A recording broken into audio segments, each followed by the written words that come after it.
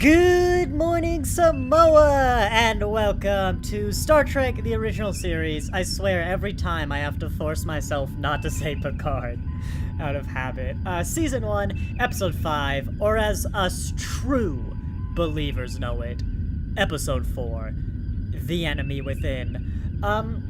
It's occurred to me that it would be very strange if someone hadn't seen the previous watch-throughs and decided to watch The Enemy within me right now. The instructions are on screen for how this is gonna go. We're gonna do a 5, 4, 3, 2, 1, go. I can't stream the video, so, you know, bring your own. On go, we're all gonna hit play, and then we'll be synced up. I'm watching the remastered version, but it doesn't matter. The link in the description's the remastered. I'm sure you can find the original on Paramount+. But yeah, now I get to ramble for a few minutes as people get set up. Alex is not here today, unfortunately, because neither of us considered the fact that, they were going to be dog-sitting for this past week, and so they can't actually be here to do the stream. They're going to miss Dog in a Dog Suit, which is most unfortunate, but I think they probably don't remember Dog in a Dog Suit's fate, so maybe it's best that they aren't here for this one. There was something else.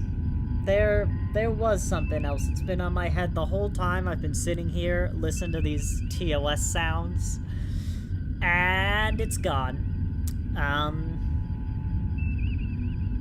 I should write these down. What's happened in Star Trek? We've seen the pictures from the Lower Deck Strange New Worlds crossover. We got the names of the episodes as well, which is weird for, like, getting all the names up front. They usually don't do that. Looks like Lower Decks is gonna be, like episode 8 or something. 6, 7, 8, something around there, so it'll be a while. God, what was that thing? What? I don't know. I was just sitting here enjoying the sounds. And, yeah, I got distracted. I actually have to turn the engine hums off now. There we go. And, oh, well, I meant to slowly turn them down, but hey, that works as too. That works too.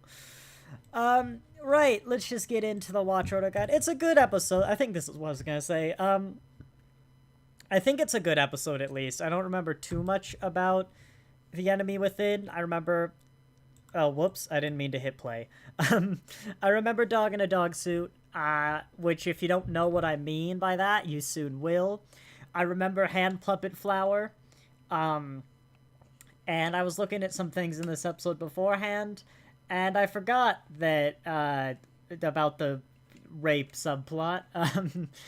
But yeah, it's the evil Kirk. Well, you'll see it, right? Let's just do the countdown. Drinks. Let's do the countdown. Where's my timer? I lose it every time. There we go. 5, 4, 3, 2, 1, go. Hey, first try this time. There we go. Boom, boom, boom, boom, boom. Ba-doom. I have 2 monitors. Maybe... Oh, it'd be hell to set up. But maybe one day I should try doing the remastered on one screen and the original on the other. That would be fun. There he is! Dog in a Dog Suit! Hey! I love Dog in a Dog Suit. It's just... I love him. Look at his face. He looks like that the whole time. He's amazing. Oh, he doesn't like that. Kirk, don't touch Dog in a Dog Suit's tail.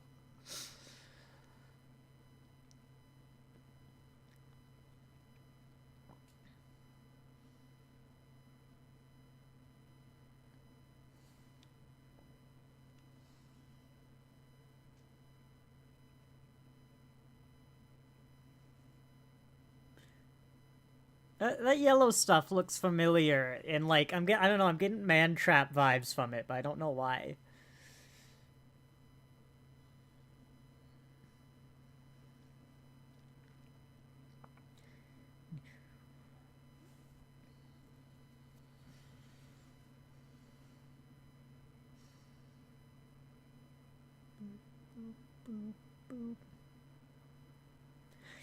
Maybe they'll give an explanation, but it is kind of weird that, like, they wouldn't know this random sulfur stuff messes with the tricorder, like they've just done a geological survey. I was gonna say maybe transporter problems aren't that common, but oh, no, they are. Did he say magnetic? Is that the problem? Can you not be magnets?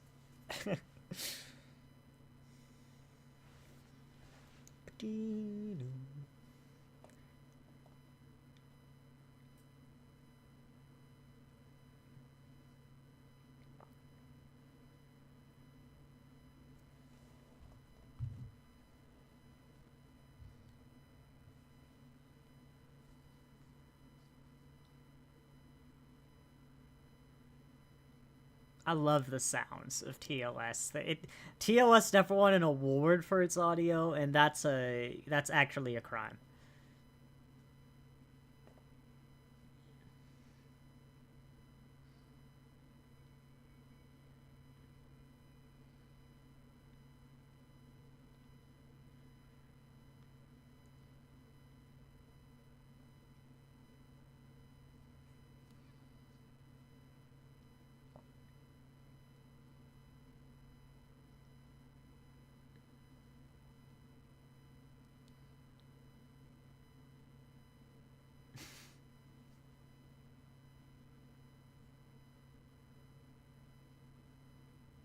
Why don't you leave the transporter room unattended?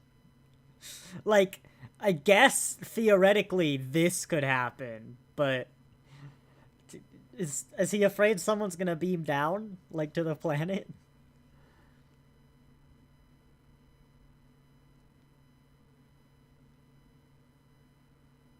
I remembered Evil Kirk with far more makeup. I had a joke lined up.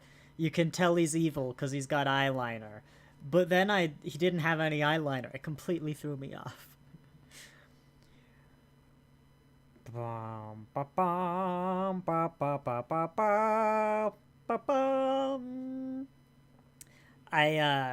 I might try the speech instead of the music, but 4 episodes in, I don't have the timing down that good for the speech. Boom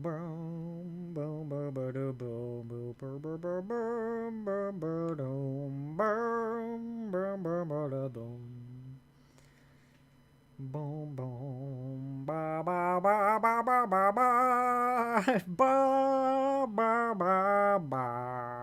ba ba ba ba. Yes, you're gonna get a rendition of the theme every time. Just wait till Deep Space Nine. That one's got lyrics. They're all about Jeffrey Combs.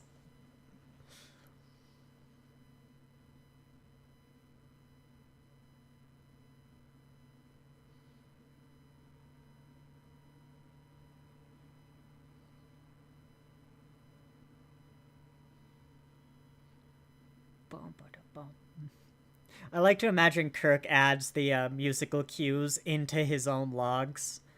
I often, I think I've said this before, love to imagine the Admiral who goes over Kirk's logs, and, like, he must think Kirk is insane. Like, he writes his logs like it was Shakespeare or something.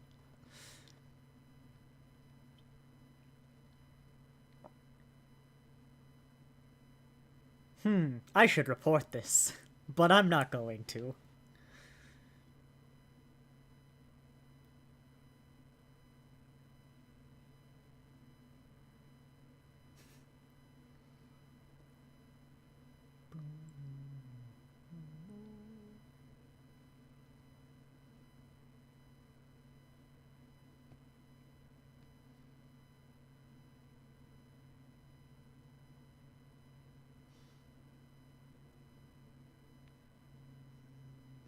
For some reason, I used to think this was the last episode you ever saw that Yeoman. And I always made the joke, like, I wonder what possibly could have got her off the ship. Like, he had a Yeoman after this episode. I looked that up, and that's just not true. She makes it, like, I think through the TMP stuff.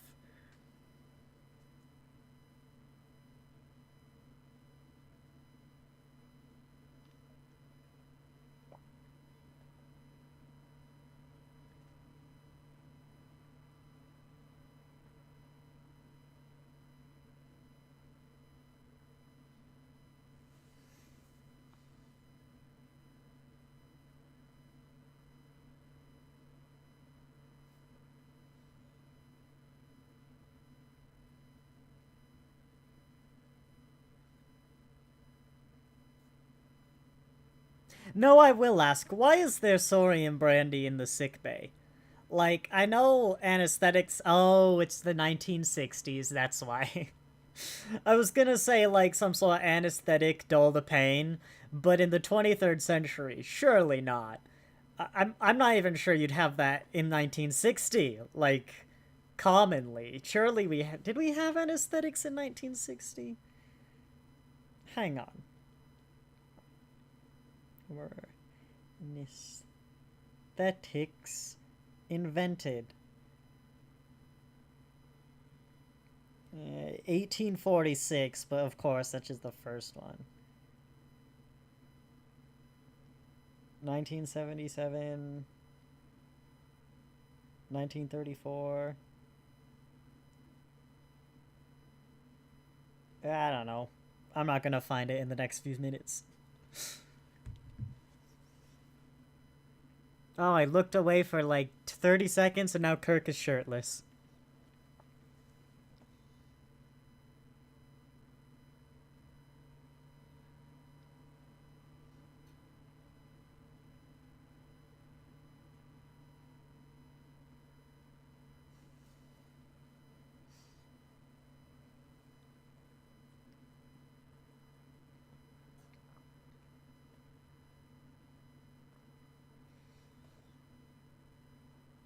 You know, the Orville truly did have a masterstroke. Dog in a dog suit, yeah, cause every time I see a scene like that, I think of the amazing scene in the Orville where they actually do check the cameras. I won't spoil it if you've never seen it. Hey, dog in a dog suit, Mark II.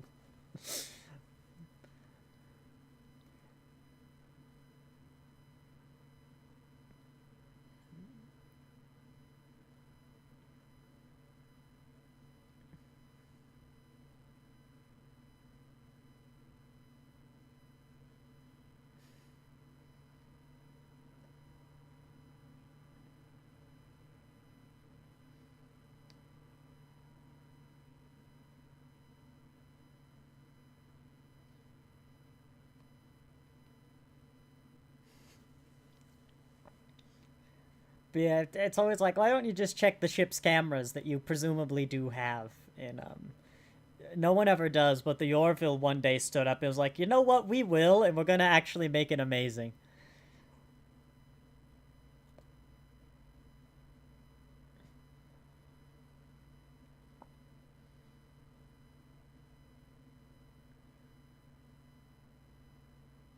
Hey, there you go. Now you can tell he's evil because he's wearing a lot of eyeshadow. I knew I remembered that.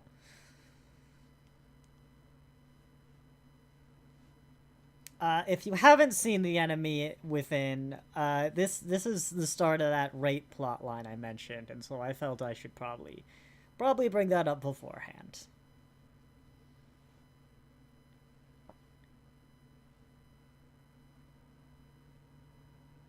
Especially as I'm gonna make the comment, did Evil Kirk, go to sickbay, demand brandy, and then put on eyeliner? Cause like, if he did, why did he put on the eyeliner? Did he?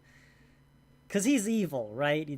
Did he think it'd make him look like tough or intimidating, attractive? Maybe he's trying to woo Janice.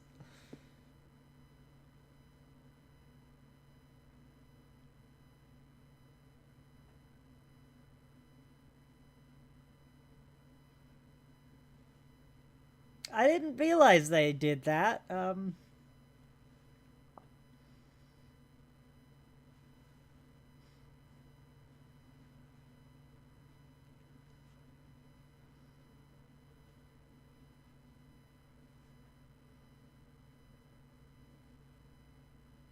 Ow.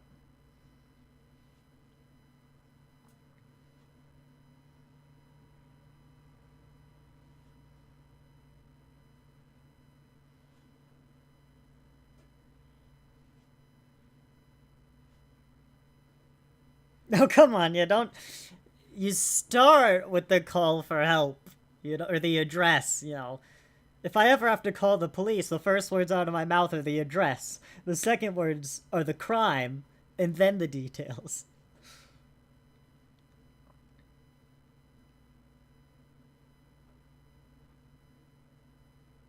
just to be clear, from like the moral perspective, I don't have a problem with the rape scene existing. It's everything from this point on that is so horrifically mishandled. It's unfathomable to me.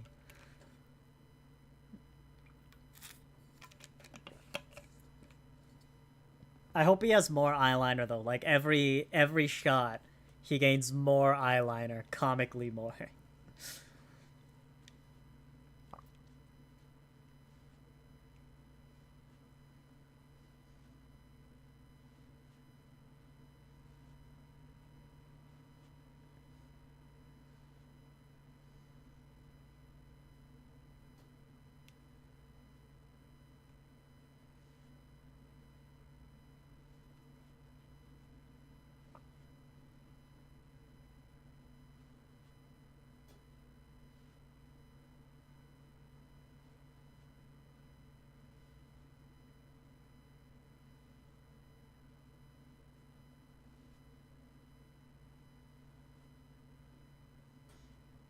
And of course, Kirk, especially with all of his negative emotions removed, is going to be totally calm and reasonable in this situation and not get aggressive, which, even ignoring any morality, would cement his guilt in, like, the eyes of the people around him, surely.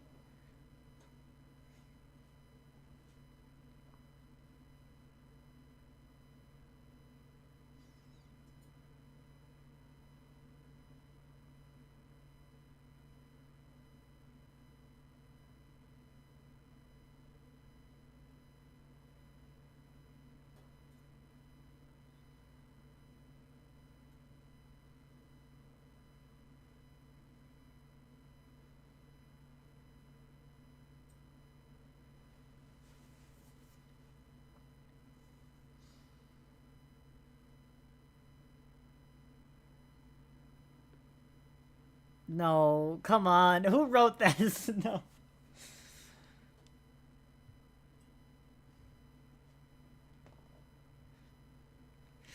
I was actually sitting there like, oh, come on, this isn't actually, like, quite as bad as I remembered. Kirk's a little too firm, especially for all his negativity, but then someone had to say, I don't want to get you in trouble.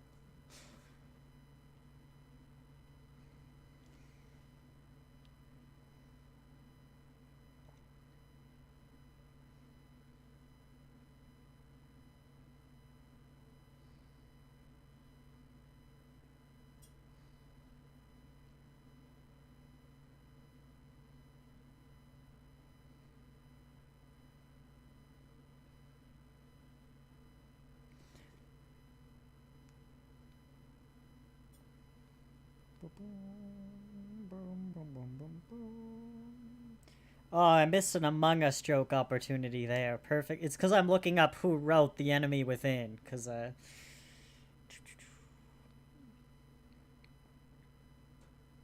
Oh, I see. Writer's not on Memory Alpha. Oh, there we go. Richard Matheson. Shame on you. You're dead, but shame on you.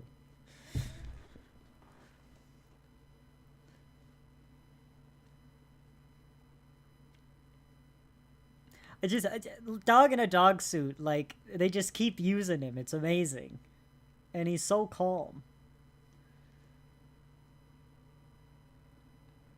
It's so clearly a dog too, and like also it's not. It's like an alien. I love it. It's amazing. Dog in a dog suit. 10 out of 10.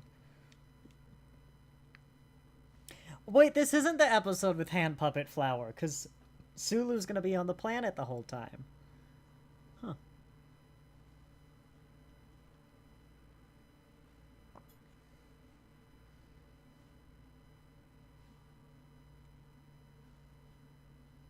It? Why is this Kirk suddenly like the main Kirk?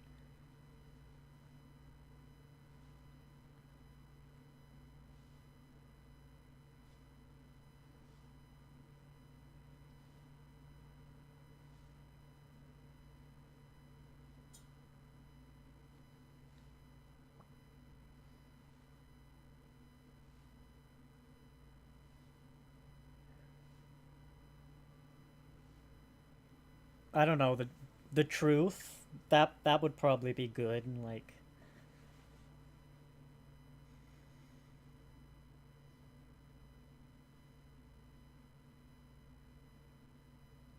They do. It's only the most logical.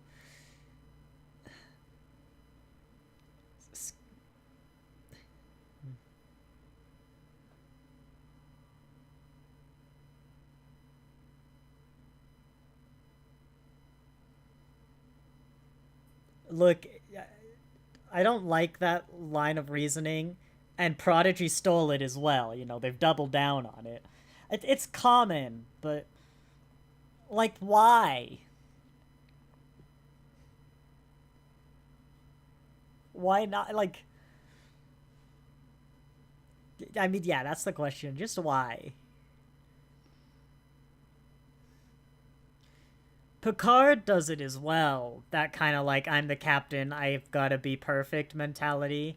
I think it works a bit better because he is like closer to his bridge crew in a weird way.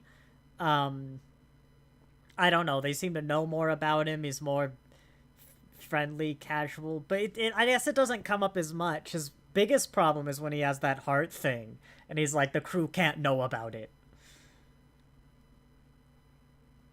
When even he realizes that, like, telling that story about how he got stabbed in the heart and why he has an artificial heart is an inspirational story to, like, that's why he keeps telling it.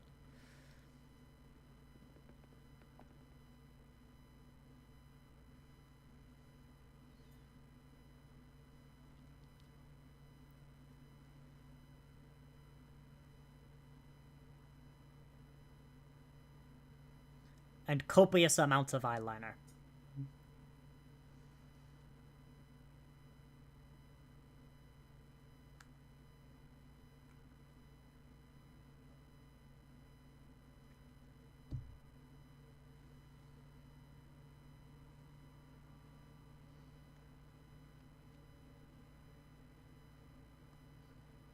Did he? Like, it's important to say, I suppose, but is the implication that if he hadn't said that, they would have set the phasers to make a kill?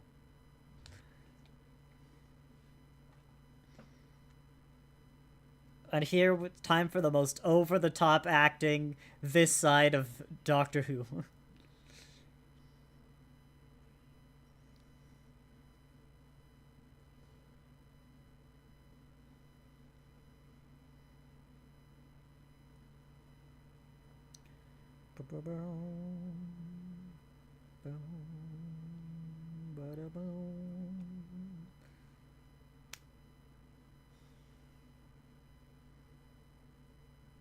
This has to hurt, right?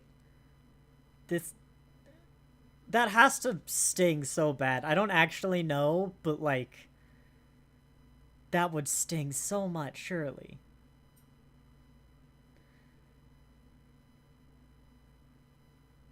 Just makeup on an open, anything on an open wound just seems like a bad time. Weren't you just on the bridge in a green shirt? Well, I guess he doesn't have scratches on his face, but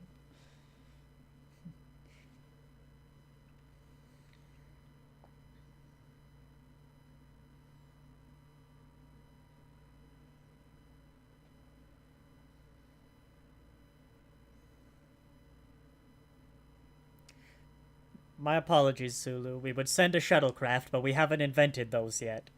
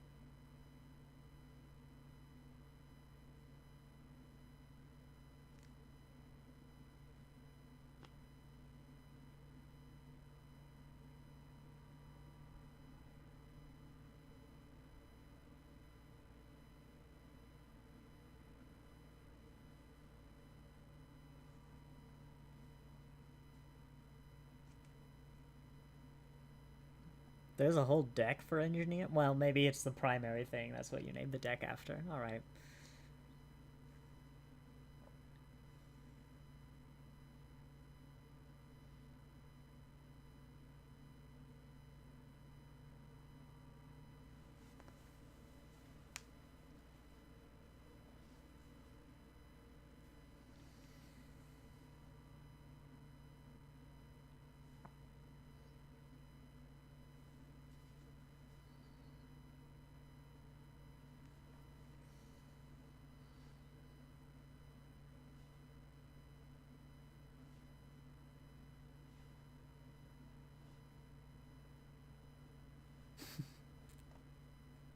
Which one is it, Spock? Is he supposed to be infallible in the view of the eyes of the crew, or is he supposed to involve the crew? Spock truly is a character best meant remembered how he's described and not how he actually is. Because goddamn, it's not just Spock. The writers of all the Treks are near universally awful at writing logic in Vulcans, but Spock's pretty bad. I think Spock's the worst. Just wait till we get to Galileo 7. You want me to spend like an hour ripping flawed logic to shreds? Like, oh, feel free.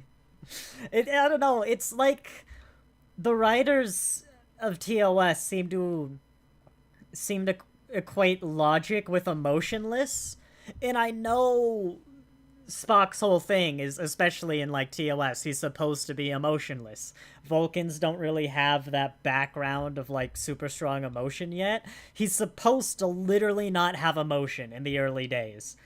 Um, but he says things like he he completely fails basic logical principles and logical throughputs, and it's always to conclude to do the most callous and emotionless act possible. And so it never really works. I remember reading an article that was great where this woman basically went through Star Trek and did a study on how good Spock was at logic, and she concluded, like mathematically, basically, when Spock said something was gonna happen or like logically deduce it, how often was he right? And she found, I don't remember the statistics, that Spock was almost always wrong, but even better, the more sure Spock was of an event occurring, the less likely it was to occur.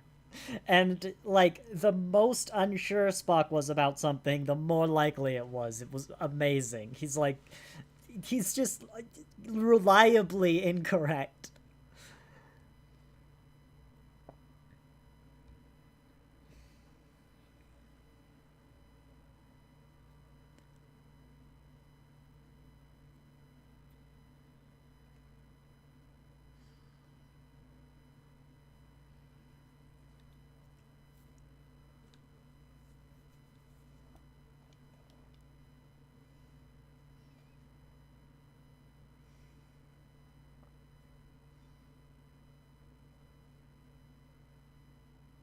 Wait, why wasn't he binded before?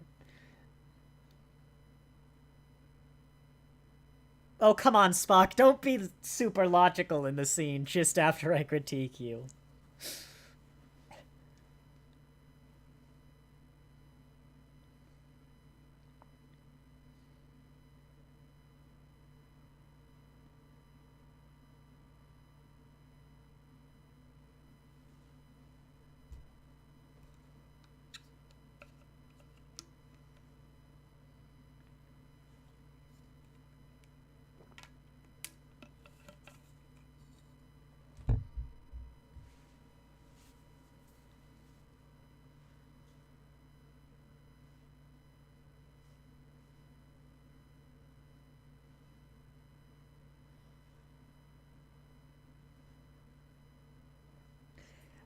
I mean, this is why I think I like the episode, because it is a kind of analysis of the duality. Like, I do think it's a little dated. I've never liked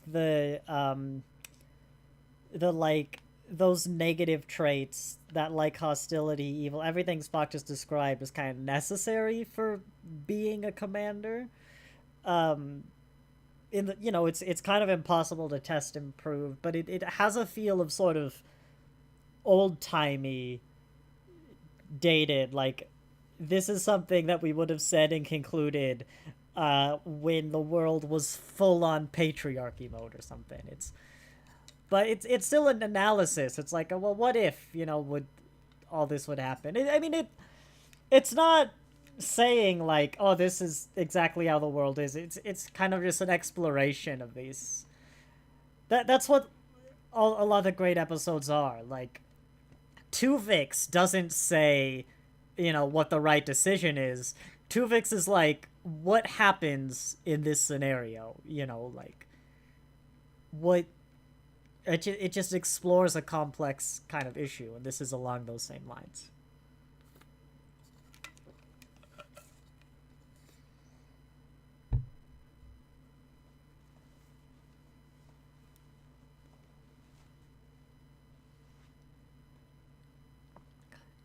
I don't know why, but seeing Kirk there, the only thing I can think of is that he looks real cold in that shirt, and I'm wearing short shorts. So, like, I don't know why it looks that cold, but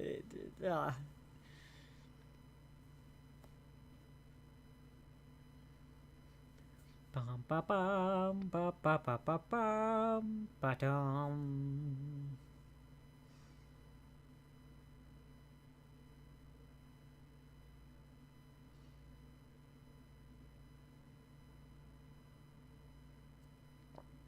Hey, time for that famous scene. Oof. And that'd be Fahrenheit.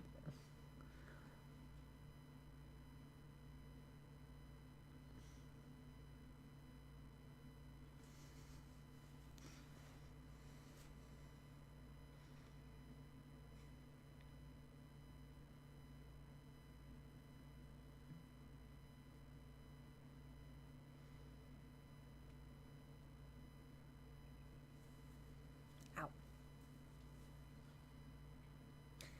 They can't beam the crew up, but is there any reason they can't beam stuff down?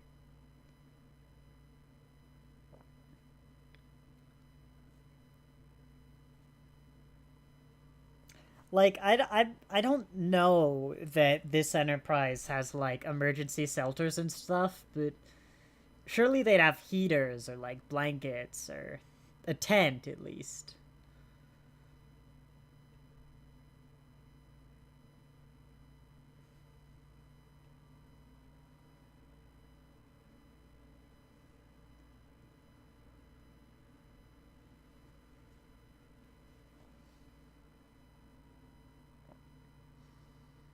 God, I'd hate to go through a training program like this that Spock designed.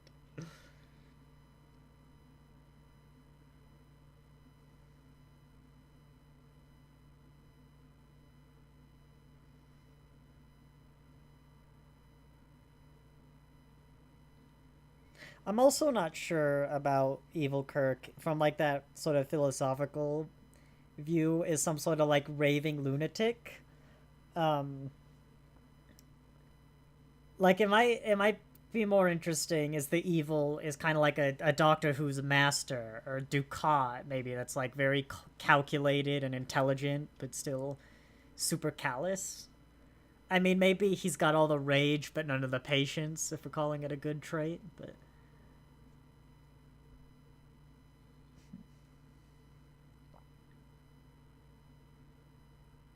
Didn't Rick and Morty do something like this as well? Where they took all the, like, negative stuff out of them and they basically became, like, perfectly content and happy and all that. I feel like that was a better exploration of the idea. Um, but I don't remember what they conclude. So, you know.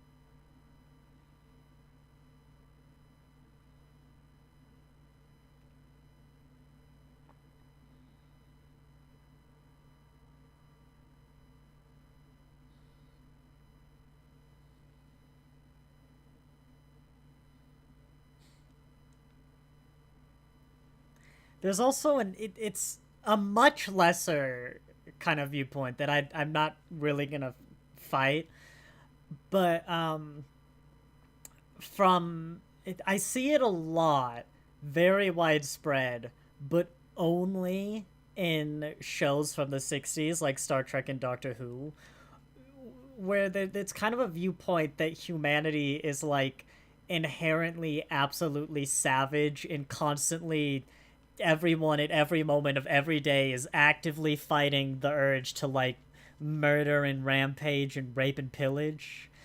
I'd like I I've said it a lot, but that's literally something I can't comprehend. And kind of like the idea of everyone has their darker sides. Like, I'm not gonna fight that statement, but I also struggle to like find anything that's like literally some sort of raving lunatic animal inside myself in this kind of extremeness we see in this evil Kirk. And so I'm always kind of fascinated but also terrified of that idea.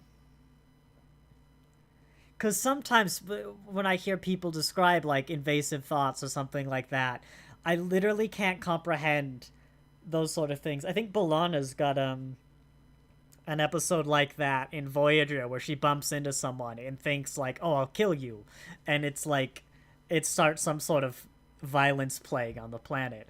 I'm like, that I literally can't comprehend, but I kind of it's also terrifying that like, what if it's actually right to me and like everyone else is actually like that? Yeah, Lowell could just be you, but I mean, I think it's arrogant to assume that like any one person is unique with anything like that. Like, you know, you're the only person who has those individual feelings or those individual whatever when there's billions of us. But I do suspect I'm kind of in the minority of that level. I am autistic. There are reasons that like I might not have these, or at least to the extent that I hear them described a lot. But it's weird to me that these sort of ideas are contained in the 60s. But that's also a time where like you would be living under like the constant threat of nuclear annihilation, with your parents telling you about World War II and your grandparents telling you about World War One. Like it's hard to imagine living in that time, and that feels like a very natural conclusion to come to. It's like there's probably a mix of both, but there are episodes we'll get to there, but like Kirk's got a speech in one of the episodes where it's a kind of famous like we choose not to kill today speech that where he does explain it like that, and I'm like, do you need help? Like, are you actually spending every day just kind of trying not to murder people, like as an active thing? I don't know. Also, poor dog in a dog suit. Can we get some F's in the chat? There we let's hang on. There we go. F's in the chat. Oh my goodness, dog in a dog suit is the first he's dead, Jim. Rip. I'm gonna a toast dog in a dog suit.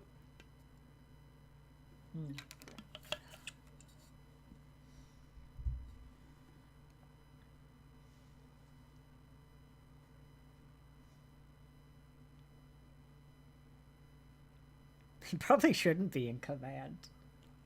You know?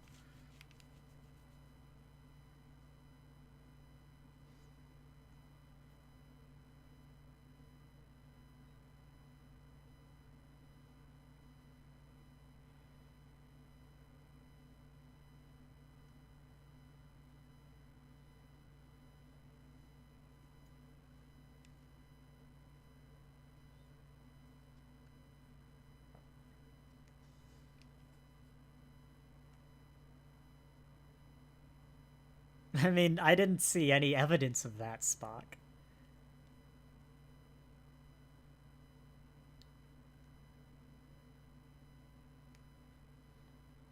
Do you have a list? Most people have a list of people, if they cross them in a dark alley, one of you would not come out. No! Like, I can comprehend having some sort of list of like people that have wronged you so poorly, so much, but like no.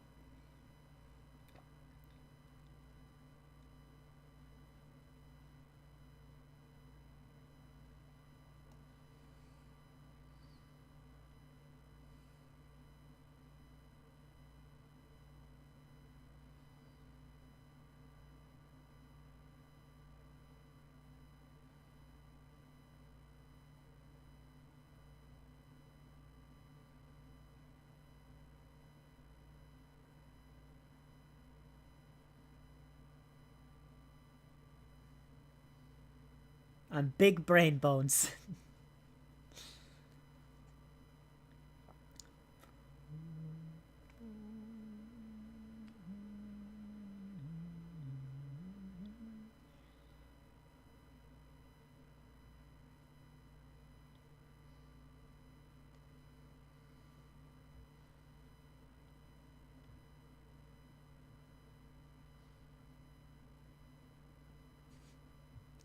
Bones, can you please force him to relinquish his command? He's clearly not fit for duty.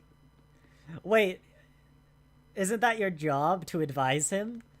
That's literally Spock's job. I mean, he's chief scientific officer or whatever, but he's also the first officer.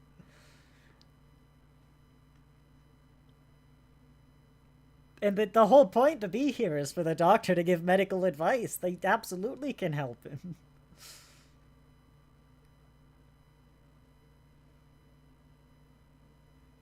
Jack's Law, it's not about the it is there, it's just how we used it.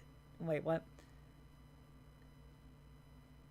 Yeah, I see what you're saying. And like it is an interesting concept. Like are these sort of darker traits kind of necessary to become a strong leader? That's kind of unprovable outside of a scenario like this, which is of course fiction. You can't really point at this and say, well, look, Kirk fell apart as a leader, because a writer could have decided Kirk became a peacock if you take away his evil side. But uh it feels to me, I think when I hear strong leader, what I imagine is a sort of older, I don't necessarily want to say outdated, because I think there's a lot of people who still hold that image, but a strong leader, um, it's like honorable. It's hard to describe, but there's nothing inherently wrong with the concept of honor, but often it's linked to those sort of Klingon-like warrior cultures or autocracies, or it it's problematic and it kind of hurts the society and the people. And so honor has like negative connotations to me because of how it's usually used. Communism's another one. Communism in practice is very different to communism on paper. They're like they're two entirely different things, really. And so a strong leader to me is kind of like what someone 100 years ago or like hundreds of years ago would have been like. They've got to be strong, firm, they've got to be unyielding, they've got to never be weak, and a bunch of that stuff, which is either problematic or is why our past is so full of like wars and bloodshed, when really like just I mean it's really hard to describe, because there's, especially without the responses, kind of like talking to myself. But I think that's more where I don't get me wrong, this is much less to the like claim that every person every day is actively trying like not to murder people. Those are leagues separate. But I think it's tied to that, where these negative emotions that would kind of aid in being a leader all seem to aid in being that type of strong leader that feels like someone I don't want to have. Like, strong leader would be very subjective. A lot of people would define it differently, but I don't think I'd ever use strong as a term for who I would want in a leader, even if it may technically be true. See, Evil Kirk knows. Evil Kirk knows it's right to tell her.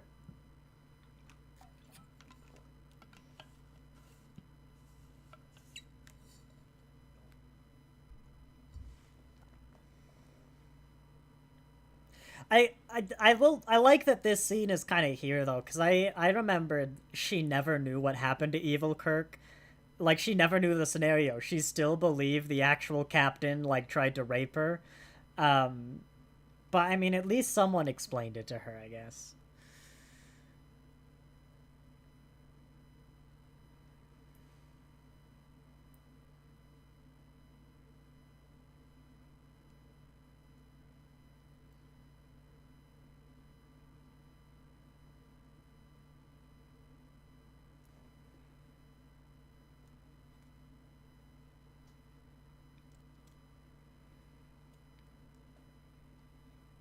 This is one of those scenarios I like to call just shoot both of them. Problem solved. I swear Star Trek did that once, and it didn't, which, like, completely throws me. But in these imposter scenarios, it's like, just shoot both of them. I want someone to finally do that. The imposter ones, like, oh, it's me, like, shoot him. And the other guy's like, God damn it, Spock, just shoot both of us. And they're like, oh, alright. That's a good idea.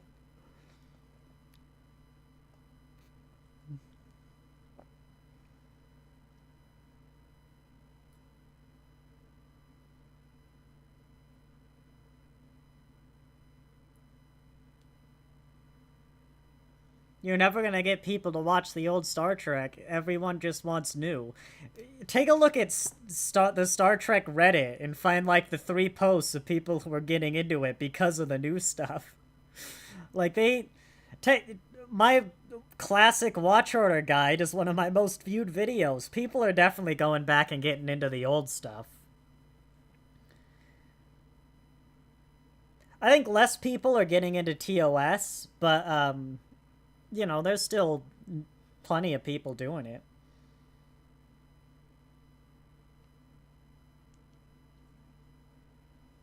I even often see on those people who go back, they're like, oh, I loved modern Star Trek, but I'm loving the classic, like, TNG era stuff even more. Like, if anything, I'm seeing that the people who are introduced to the modern, a lot of them seem to like the classic style more, even though, of course, they do enjoy the modern. But now, like with Lower Decks and Prodigy, and a little bit Strange New Worlds, it's not as clean a distinction of like classic and modern.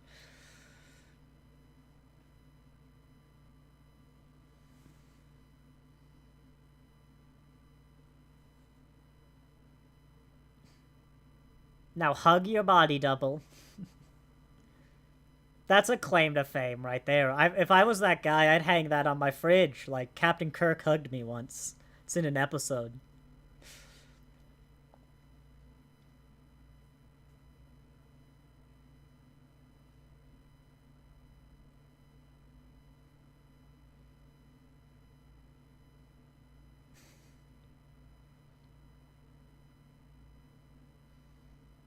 Must be like kind of a weird thing to film though. Just like, I want you to stand there limp and get hugged by William Shatner.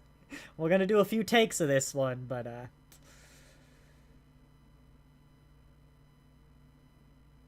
and then when they rematerialize him, he falls on the floor because Kirk's no longer supporting him. He just falls down, and it's funny. Or he's wearing 2 sets of uniforms. Well, I've just realized this is like, what, the fourth, fifth episode ever, depending how you count it. Fourth, fifth, sixth. And already transporters are murder machines. Because they created more matter than they beamed up. So that's interesting.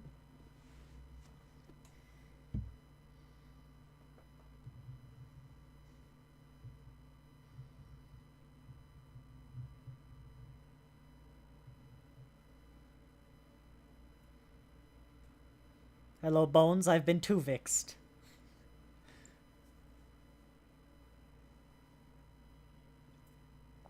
if you say they're there, you just can't see it. Google Star Trek Reddit. You'll see a bunch of people just saying like, "Oh, I'm getting in," or like, "What order should I watch them?" or whatever. Go to my classic watch order guide, and plenty of people have asked for me to elaborate. Like, yeah, plenty of people are getting into classic Star Trek.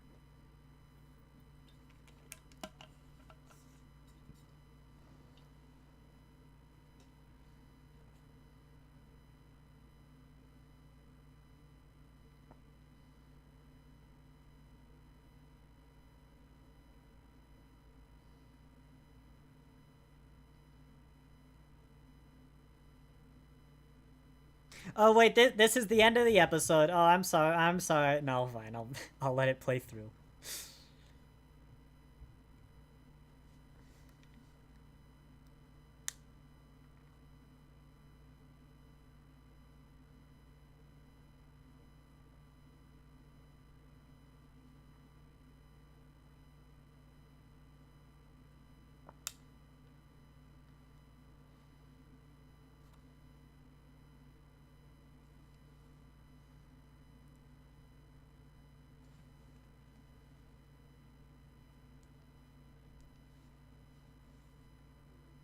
Yeah, that death glare wasn't acting. Oh, come on, Spock. Don't smile for that.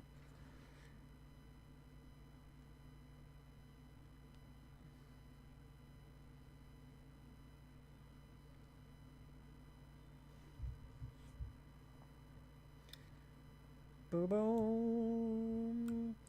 Yeah, I'd probably call that. That was a pretty good one. You know, I mean, it had some problems, by which I always mean problematic, but you know, it was a nice little. It was kind of probably the first little exploration of something more philosophical. It just kind of like, hey, wait, here's an idea. Like, what if you split someone? You kind of get their positive traits and their negative traits, which is a little binary, but brushing past that. And they're like, what happens? You know, it's a nice little exploration of the topic. But what I'm getting up now is my classic watch order guide, because I just want to find the particular comments where, who's the person? Because Jaxlo, there are people who ask me like, "Hey, I've been kind of thinking, what do you think about this order? Or what about this order I've heard of?" And there was one in particular who was like, "I've been kind of thinking something like this," and I responded to them like, "Yeah, but you know, here's what I think about your order. I might change this thing." They're like, "Yeah, here's the final one I'm thinking about." There are definitely people. Yeah, here it's this one. Mile Milanog? I don't know how to say that. But they like did by seasons. They kind of broke it down. They mixed TNG, Deep Space Nine, Voyager. And yeah, I gave a real long response. Gave a real long response why I don't think splitting by seasons is necessarily the best. And they're like, yeah, you know, here's what I think I'm really gonna do. Like, there are people getting into it. I think you're a little cynical about the prospect, but plenty of people. I recognize, just because like however many thousand people watch the video, that doesn't mean they go and watch classic Star Trek. When I put my modern guide up, like most of the early views were people, the like top first 3 comments minutes after it came out were like, "Hey, I love your stuff. It's interesting to hear your opinion." I'm like, yeah, you didn't need this guide. You've already seen it. You've already watched my stuff, which is still great. Don't get me wrong, but there's plenty of people and plenty of evidence you can find of just people asking, "Hey, I want to get into this. How do I get into this?" And it'd be very weird for you to ask that question the way you have without actually wanting to then go give it a shot. But yeah, I mean, dog in a dog suit, really. That's the best part. This episode gave us dog in a dog suit. We shall always praise it for that. I don't know. I hope. I don't know if anyone else remembers dog in a dog suit as fondly as I do, but I love dog in a dog suit. He's the best Star Trek character. Lower Decks needs to bring back dog in a dog suit. Dang it! It's the perfect sort of Lower Decks thing. But yeah, are there really like a minute of credits? Yes, there are. Yeah, I do believe I will wrap it up there then. Next week, hang on, we're still doing this for a while, aren't we? 1, 2, 3 weeks of live streams. Yes, next week we've got the Salt Vampires. Actually, what do we have? Next week is the Man Trap, the Salt Vampire, the first pilot by, or the second pilot, because it's, no, the third pilot, because you have the Cage, you have the first one they filmed, and you have the first one they released. The Naked Time, which is the one where, like, Sulu waves a sword about, everyone gets drunk, it's a good laugh. And finishing up, right before Strange New Worlds, is not Balance of Terror. That would be the next episode. It's Charlie X, where the kid, I should say the boy specifically, is raised by, like, I don't know, gods, because Gene Roddenberry loved him some gods. Well, he didn't. That's kind of the point. But and then he gets all horny and all powerful or something. But maybe Balance of Terror would be better, but we'll go. Thanks for hanging out, Jackslaw. But I will wrap it up. So thanks for watching. You do not want to kill me. Thank you, Jackslaw. I don't want to kill you either. I think we've established that earlier in the episode. But thanks for watching, and I'll